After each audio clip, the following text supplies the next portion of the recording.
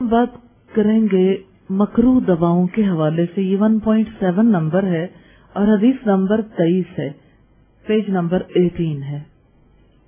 हजरत अबू दरदा से मरवी है, रसूलुल्लाह सल्लल्लाहु अलैहि वसल्लम ने फरमाया, अल्लाह ताला ने मर्ज और दवा दोनों नाजिल किए और हर किस्म के मर्ज के लिए दवा मुकर्रर फरमाई।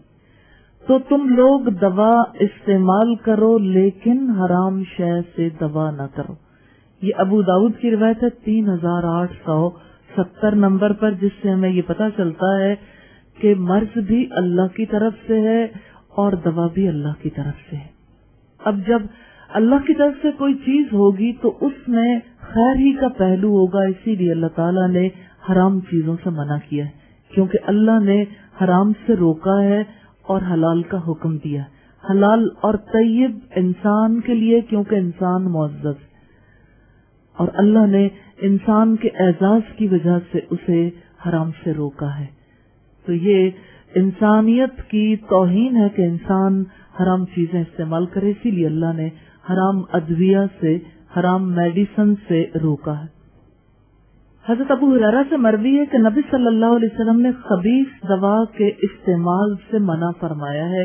ये अबू दाऊद की रिवायत है 3872 नंबर पर।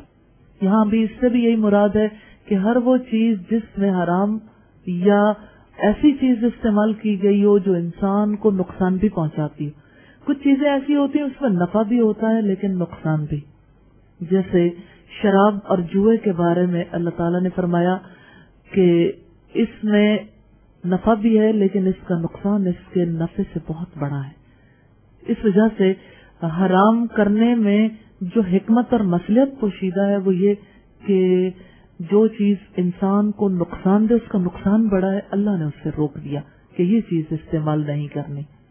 जैसे शराब है, शराब इंसान की अक्ल को मुअत्तल कर देती है कुछ देर के लिए, और आप जानते हैं कि शराब की वजह से इंसान की बॉडी पर कितने बुरे असरात मुरतब होते हैं।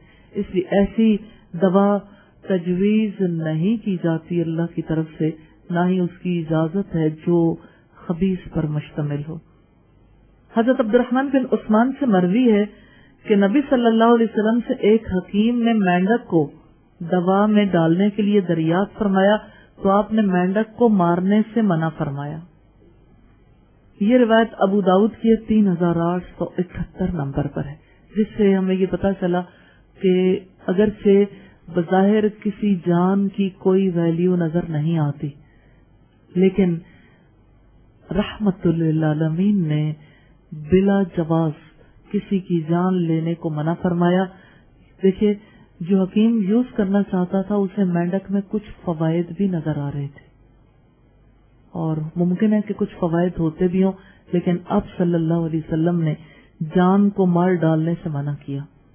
इसी तरह से मामला है जहर का। अब ये दवाएं, दवा के तौर पर बाज जहर यूज होते हैं, शराब यूज होती है, और इसी तरह से कुछ और ऐसी चीजें यूज होती हैं। तो 1.7.1 में हदीस नंबर 26 में हजरत अबू हुरैरा से रिवायत है, रसूलुल्लाह सल्लल्लाहु अलैहि वसल्लम ने खबीस दवा से मना किया, यानी जहर से, क्योंकि जहर के असरात इंसान के रगो रेशे में उतर जाते हैं। मुमकिन है कि एक चीज दुरुस्त हो जाए लेकिन बहुत सारे नुकसानात होते हैं।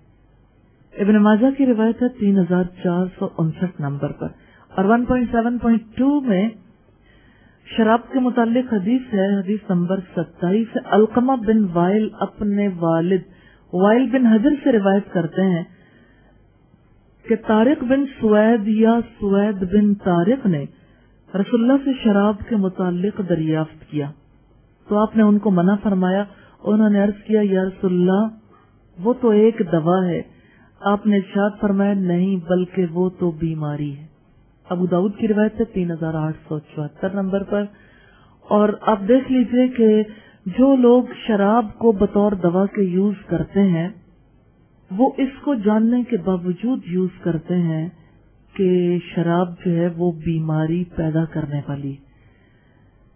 अगर ऐसा ना होता तो शराब के लिए इतनी बड़ी मूवमेंट्स ना चलाई जाती। मिसाल के तौर पर 1964 के लगभग जो एक मूवमेंट चलाई गई थी खुद अमेरिका में, रीडर्स डाइजेस्ट की ریسرچ رپورٹ ہے کہ بہت بڑے پیمانے پر یہ باقاعدہ طور پر جو ہے طے کیا گیا حکومتی سطح پر، اور اس کے لیے بڑے پیمانے پر تبلیغ بھی کی گئی، میڈیا کے توسط سے، رسائل میگزینز کے توسط سے شراب کی قباحت کو عام کیا گیا، لیکن لوگ شراب پینے سے باز نہیں آئے۔ پھر شرابیوں کو سزائیں دی گئیں، لیکن سزائیں ایسی نہیں تھی جس کی وجہ سے لوگ شراب سے رک سکتے۔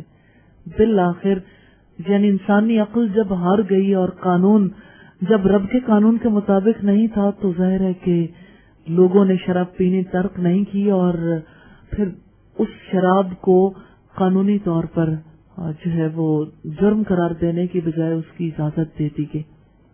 تو یہ شراب جہاں پینے کی اجازت دی گئی وہاں لوگوں کا عالم کیا ہے کہ جب شراب پی لیتے ہیں تو انہیں کچھ پتہ نہیں لگتا ہمارے ساتھ کیا ہو رہا ہے۔